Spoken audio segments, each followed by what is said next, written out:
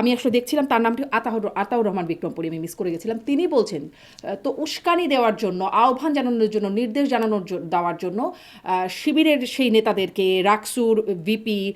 শিবিরের রাকসুর ভিপি এবং তারপরে জাহাঙ্গীরনগর বিশ্ববিদ্যালয়ের ছাত্র শিবিরের সেক্রেটারি, তাদেরকে কি আসলে গ্রেপ্তার করা উচিত কিনা উস্কানি দেওয়ার জন্য?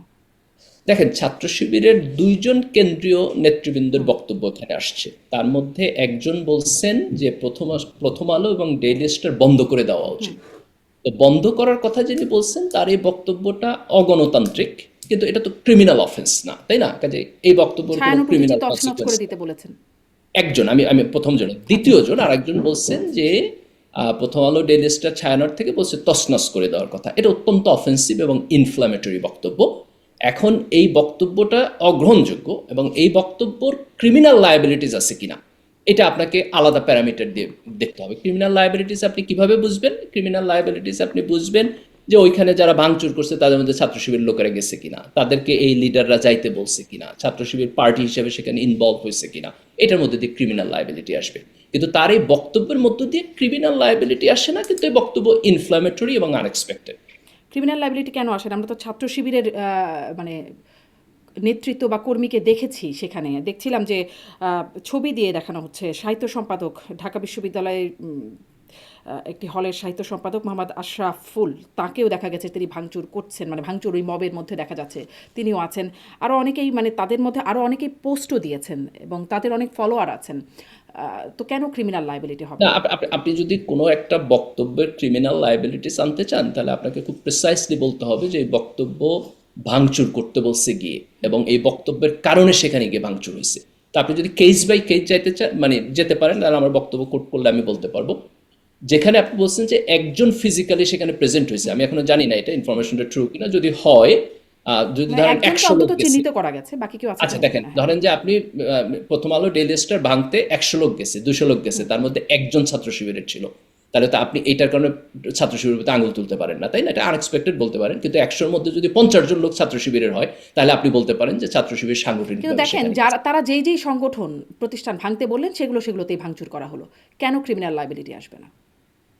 না দেখেন, এটা তো আপনি, মানে তারা এখানে বলছে বলে এটা ভাঙচুর হয়েছে, এটা যতক্ষণ পর্যন্ত প্রমাণ না হবে ততক্ষণ পর্যন্ত ক্রিমিনাল লায়াবিলিটিস তো থাকে না, তাই না? ক্ষোভের কমন জায়গা থাকতে পারে। ধরেন যে ভাঙচুর করছে তারও যা ক্ষোভ, আর যে পলিটিক্যালি বলছে তারও ক্ষোভ এক, এই কারণে কমন পড়ে গেছে, এটাও হইতে পারে। আবার ক্রিমিনাল লায়াবিলিটিস থাকতেও পারে। তো ইনভেস্টিগেশন শেষ হওয়ার আগে তো আমি ক্রিমিনাল তাহলে লায়াবিলিটিসের উস্কানি ব্যাপারে। শব্দটা, মানে ক্রিমিনাল লাইবিলিটি কি করে হয়? ধরেন কিছুদিন আগে যেমন আনিস আলমগীর গ্রেপ্তার হলেন, সাংবাদিক, তিনি নাকি উস্কানি দিচ্ছেন স্থিতিশীলতা নষ্টের, এবং তিনি রিমান্ডেও আছেন। আদালতের তাকে রিমান্ড ৫ দিন বা কতদিনের রিমান্ডেও দিয়েছিলেন। সেটি কি জাস্টিফাইড হয়েছে? না দেখেন, এটা তো ভিন্ন প্রশ্ন। আপনি যদি বলেন যে আনিস আলমগীরকে গ্রেপ্তার করা ঠিক হয়েছে কিনা, এটার সাথে তো আর এটার কোনো না, সম্পর্ক নেই। সম্পর্ক এখানে উস্কানি শব্দের একটা মিল আছে। প্রশ্ন। উস্কানি শব্দ সেখানেও একটা উস্কানি, এখানেও উস্কানি, মানে উস্কানির যদি ক্রিমিনাল লাইবিলিটি না থাকে তাহলে আনিস আলমগীর গ্রেপ্তার কেন হন ক্রিমিনাল লাইবিলিটি সন্ত্রাস বিরোধী আইনে, ইনারা কেন হচ্ছেন না এভাবে আসলে দেখেন, প্রাসঙ্গিক?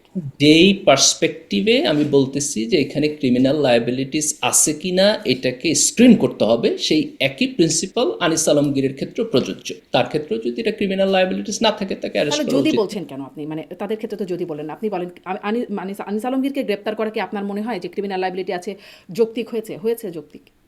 আমি খুব একেবারে ক্লিয়ারলি জানি না ওনারা কোন মামলায় গ্রেপ্তার করছে। আমি জেনারেলি আপনি যদি বলেন যে উনি উনি তো হচ্ছে সাংবাদিক এবং টকশো করেন, তাই না? ওনাদের ব্যাপারে মানে যে টক অভিযোগ, শোতে তো উস্কানি দিয়েছেন তিনি স্থিতিশীলতা নষ্টের, এরকম তাদের এটা দাবি। এটা সাধারণত খুবই ভেইগ অভিযোগ। জেনারেলি আমি ওনার কেসটা আসলে খুব ডিটেল ভাবে দেখি না, কারণ আমি বক্তব্য দিতে, মানে খুব কনক্লুসিভ বক্তব্য দিতে পারবো না, কিন্তু সাধারণত এটা ভেইগ, এই জাতীয় বক্তব্য। দেখেন, এখানে যেটা পয়েন্ট আসে সেটা হলো যে বিগত ফ্যাসিস্ট সরকারের পক্ষে যারা কথা বলতে চায় এবং তাদেরকে এক ধরনের লেজিটিমেসি দিতে চায়, তাদের ব্যাপারে আইনের প্রয়োগটা কেমন হবে।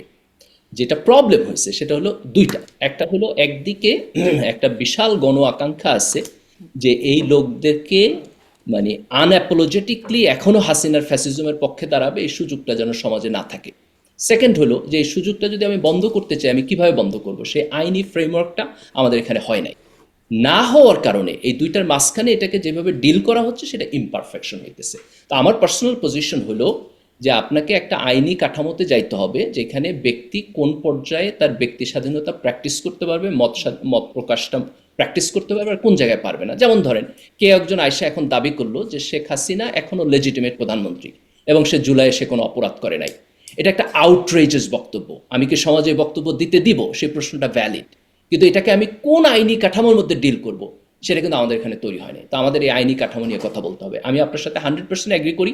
এই আইনি কাঠামো তৈরি ব্যতি রেখে কাউকে যদি পুলিশ অ্যারেস্ট করে নিয়ে যায়, এটা হচ্ছে আপনার জনচাপে অথবা মানুষের মাইন্ডসেটের কারণে অথবা এটা খুব পপুলার এই কারণে, এটা ভালো ফ্রেমওয়ার্ক না এবং এইটার বিপক্ষে আমি দাঁড়াবো। তাহলে এবং আপনার কি এটা মনে হয় যে সমালোচনা এই করব। বক্তব্য যদি কেউ দেয় বা কারো যদি এটি মনে হয় শেখ হাসিনা আসলে মানে কোনো অপরাধ করেনি, এই বক্তব্য যদি কেউ দেয় তার ক্রিমিনাল লাইবিলিটি হওয়া উচিত, মানে আইনগত একটা ফ্রেমওয়ার্ক থাকা উচিত? আমরা আমরা যদি সাধারণত হিস্টোরিক্যাল দেখি, আপনি যেমন ধরেন যে আপনি যদি হিটলারের গণহত্যার পক্ষে দাঁড়ান তাহলে এইটা এক ধরনের ব্লাসফেমি, এরকম আইনি কাঠামো করা হয়েছে। তো আপনি জুলাইয়ের গণহত্যায় কোন পর্যন্ত বলতে পারবেন কোন পর্যন্ত বলতে পারবেন না, এটা সমাজে আলাপ আলোচনা করে একটা আইনি কাঠামো তৈরি করা যায়, কিন্তু সেটাকে এমনভাবে করতে হবে যেন বাক স্বাধীনতার জায়গাটা থাকে। জি, মানে ধরেন এরকম বক্তব্য আমরা এমনকি শরীফ ওসমান হাদির কাছ থেকেও শুনেছি। মুক্তিযুদ্ধের মানে সেই চেতনার বিরুদ্ধেই জুলাই বিপ্লব হয়েছে। বা জামাতের নেতাদের কাছ থেকেও শোনা গেছে যে মানে ৪৭ থেকে ৭১, ৭১-এ আসলে মানে ৭১ নিয়ে নানান রকম যেই বক্তব্যগুলো এতদিন শোনা যায় না, এরকম অনেক কিছু শোনা গেছে যে এটি আসলে অনেকে এমনটাও বলেছেন ১৬ ডিসেম্বর নিয়ে অনেক বিতর্কিত বক্তব্য আসছে যেটি আগে শোনা যায়নি। এখন ইতিহাস এর নানান রকম অ্যাঙ্গেল থাকতে পারে, নানান রকম দৃষ্টিভঙ্গি থাকতে পারে। সেই দৃষ্টিভঙ্গিগুলোকে কি এখন মানে যার পছন্দ হবে না তারা অপরাধ হিসেবে ক্রিমিনাল লাইবিলিটি দিতে পারবে? না, না, অফকোর্স না। দেখেন এই এই জায়গাগুলোর প্রায়োগিক জায়গাটা অত্যন্ত ছোট হইতে হবে আমি মনে করি। যে আপনি জাস্ট একেবারে প্রিসাইসলি একটা দুইটা জায়গা ফিক্স করে দিতে হবে যে এই জায়গাটুকু আপনি টাচ করতে পারবেন না, কিন্তু তার বাইরে মানুষের ব্যক্তি স্বাধীনতা থাকতে হবে এবং আলাপ আলোচনা থাকতে হবে। এবং ব্যক্তি এই স্পেসটাকে আমরা যত বড় করতে পারি, এটা যেরকম করে ৭১-এর জন্য সত্য, এটা জুলাইয়ের জন্য সত্য। এবং এবং সকল জায়গায় আপনার ধরেন যে একেবারে খুবই এস্টাবলিশড দুইটা একটা জায়গা যেখানে পলিটিক্যাল কনসিকুয়েন্স আছে, সেই জায়গাগুলো বাদে বাকি জায়গাগুলো উন্মুক্ত থাকতে হবে। তাহলে কি আপনি আনিস আলমের গ্রেপ্তারের বা রিমান্ডে রাখার তার এটার আপনি সমালোচনা করছেন? মানে আমি মানে ইন প্রিন্সিপাল সমালোচনা করব, কিন্তু ওনাকে কোন মামলায় অ্যারেস্ট করা হয়েছে এটা আসলে আমি ডিটেল জানি না। একদমই আমি সন্ত্রাস যদি বিরোধী আইনে উস্কানি দেবার অভিযোগে তিনি আসলে টকশোতে বক্তব্য রাখেন, উস্কানিমূলক বক্তব্য রাখছেন, এই জন্য তাকে গ্রেপ্তার করা হচ্ছে। এই হচ্ছে কিন্তু আমি ইন প্রিন্সিপাল আমি আপনাকে এটা বলবো যে টকশোতে কারো বক্তব্য আলাপ আলোচনা এটা যদি দুই একটা জায়গা একেবারে খুব আউটরেজের জায়গা হয়, কিন্তু সেটা সন্ত্রাসের প্রশ্ন হবে না, সেটা ভিন্ন আইনি কাঠামো হবে, কিন্তু আদারওয়াইজ এই ব্যক্তি স্বাধীনতা থাকা উচিত।